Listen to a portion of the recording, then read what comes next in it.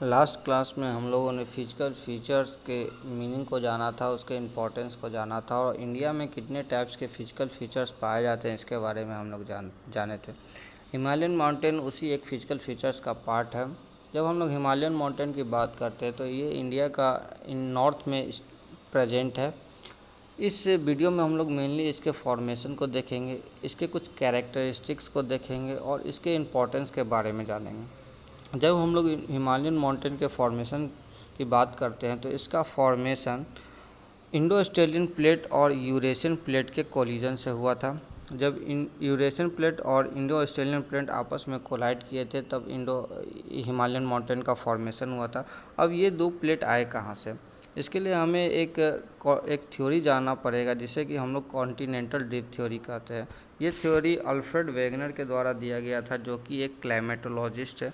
उन्होंने कहा था कि स्टार्टिंग में जो हमारा अर्थ था उस पर एक ह्यूज लैंडमास पाया जाता था जिसको कि हम लोग पैंजिया कहते थे। ये जो पैंजिया था वो चारों तरफ सी से घिरा हुआ था जिसे कि हम लोग पैंथालेशिया कहते हैं। सालों बाद ये पैंजिया डिवाइड होता है दो भागों में, एक को लॉरेशिया कहा गया और दूसरे को गोंडवाना लैंड कहा गया। जो लॉरेशिया था वो नॉर्थ में था और जो गोंडवाना लैंड था वो साउथ में था, और इन दोनों के बीच में जो एक सी का डेवलपमेंट हुआ उसे थेसिस सी कहते हैं। साल बीते, गोंडवाना लैंड्स भी अलग अलग पार्ट्स में डिवाइड हुआ, जिसमें कि हमारा आता है साउथ अमेरिका, अफ्रीका, अंटार्कटिका और इंडो ऑस्ट्रेलियन का पार्ट। ये जो इंडो ऑस्ट्रेलियन वाला जो पार्ट है वो धीरे धीरे क्या होता है, साउथ से नॉर्थ की तरफ शिफ्ट करना चालू कर देता है। तो जब ये नॉर्थ की तरफ जाता है तो ये यूरेशियन प्लेट से कोलाइड करता है और हिमालयन माउंटेन का फॉर्मेशन होता है। तो बेसिकली जब हम लोग बात करते हैं हिमालयन माउंटेन के फॉर्मेशन के बारे में, तो इसका फॉर्मेशन जब दो continental plate, Indo Australian plate और यूरेशियन प्लेट आपस में कोलाइड किए तो हिमालयन माउंटेन का फॉर्मेशन हुआ। और जो माउंटेन्स बने हुए कैसे बने, वो फोल्ड माउंटेन्स बने। कैसे बने? फोल्ड माउंटेन्स घुमावदार, जैसे कि यहाँ दिख भी रहा है। तो ये जो माउंटेन्स हैं ये फोल्ड माउंटेन्स पड़े और ये यंग माउंटेन्स थे, क्योंकि इससे पहले जो भी माउंटेन्स बने हैं उसके बाद ये लेटेस्ट में नज़दीकी तौर पे बना था। इस माउंटेन की हम लोग कैरेक्टरिस्टिक्स की अगर हम लोग बात करते हैं तो जब हम लोग इसे देखेंगे, इसका वेस्ट टू ईस्ट अगर हम लोग एक्सटेंशन देखते हैं, अगर मैप में हम लोग हिमालयन माउंटेन का वेस्ट टू ईस्ट एक्सटेंशन देखते हैं तो हम लोग पाएंगे कि ये यहाँ से इधर से लेकर के यहाँ तक कितने 2400 किलोमीटर्स तक का फैला हुआ है। ठीक है, ये 2400 किलोमीटर तक फैला हुआ। उसके अलावा अगर हम लोग इसके विड्थ को देखेंगे, मेनली क्या है, Himalayan mountains A series of ranges है। यहाँ पे बहुत सारे ऐसे रेंज पाए जाते हैं। तो अगर हम लोग विड्थ की बात करेंगे, ठीक है, अगर तो इधर ज़्यादा है और ये ईस्ट की तरफ कम है। ये वेस्ट की तरफ विड्थ ज़्यादा है और ईस्ट की तरफ कम है। और अगर हम लोग इसका बेस देखेंगे तो माउंटेन का जो बेस है वो वेस्ट की तरफ इस तरफ ज़्यादा ब्रॉडर है और ईस्ट की तरफ ये नैरो होते जाता है। जैसे जैसे हिमालयन रेंजेस ईस्ट की तरफ यानी अरुणाचल प्रदेश की तरफ जाएगा तो ये नैरो होते जाता है, पतला होते जाता है।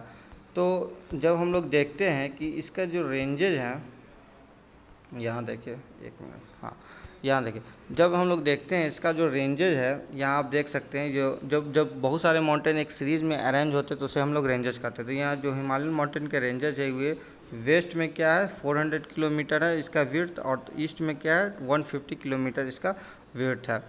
उसके अलावा जब हम इसके इम्पोर्टेंस के बारे में जानते हैं तो हिमालयन माउंटेन्स का बहुत सारा इम्पोर्टेंस है। पहला इम्पोर्टेंस ये है कि ये एक क्लाइमेटिक बैरियर की तरह एक्ट करता है।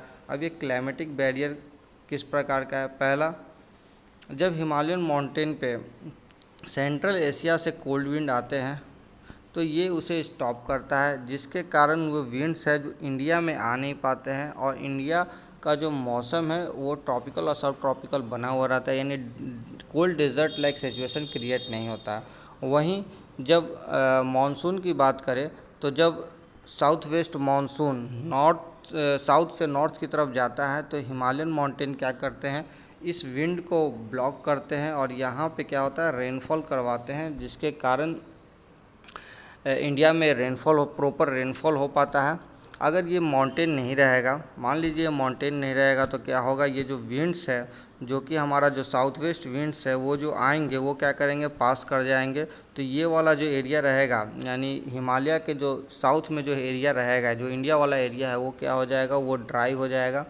यहाँ पे ठीक से एग्रीकल्चर नहीं होगा, वेजिटेशन नहीं पाएंगे, यानी एक प्रकार का यहाँ ड्राउट और डेजर्ट टाइप का सिचुएशन क्रिएट हो जाएगा। इसीलिए क्या करता है, ये क्लाइमेटिक बैरियर के तौर पे एक्ट करता है। उसके अलावा क्या करता है हिमालयन माउंटेन बहुत सारे रिवर्स का सोर्स है, जिसमें पीरेनियन रिवर आता है। पीरेनियन रिवर वैसे रिवर्स होते हैं जो कि सालों साल थ्रू आउट द ईयर उसमें पानी रहता है। क्यों? क्योंकि उसमें दो प्रकार से पानी आते हैं, एक आपके रेनफॉल से आता है, ठीक, और दूसरा जो ग्लेशियर मेल्ट करते हैं उसके द्वारा उसमें पानी आते रहते हैं। इसीलिए उसमें जो पीरेनियन रिवर रहता है, जैसे गंगा ब्रह्मपुत्र, ये क्या है, ये सालों साल रिवर रहते हैं, क्योंकि इसमें पानी हमेशा भरा हुआ रहता है।